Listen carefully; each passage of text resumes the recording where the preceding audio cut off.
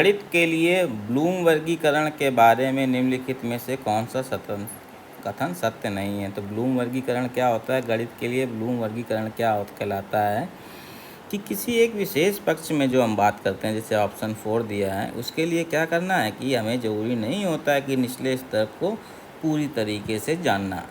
मतलब अगर हम निचले स्तर को किसी प्रॉब्लम को पूरी तरीके से नहीं जानते तो अगला हम सीख नहीं सकते, ऐसा नहीं कह सकते।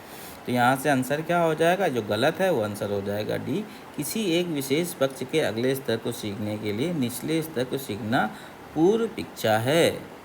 ठीक है ना? इसका क्या मतलब है? Next level of learning is pre requesting आवश्यक है for the lower level of learning for a particular domain. ठीक है ना?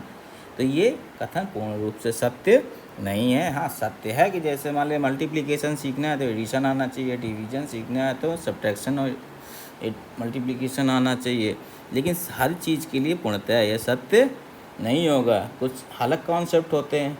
ठीक है, जैसे जैसे आगे जाते हैं अगले स्तर पे तो कॉन्सेप्ट ही अलग हो जाते हैं, उनका जरूरी नहीं कि पुराने से संबंध हमारा हो।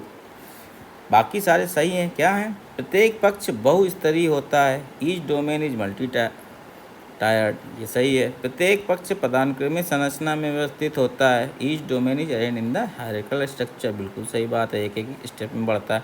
प्रत्येक पक्ष जटिलता के बढ़ते स्तरों के अनुसार सीखने का वर्गीकृत करता है। प्रत्येक डोमेन में होते क्या है? According to increasing level of complexity, कठिन के साथ बढ़ता घटता है, तो ये भी सही है। तो इसमें केवल ऑप्शन डी ही गलत है, क्योंकि सत्य है लेकिन पूर्ण रूप से सत्य नहीं है।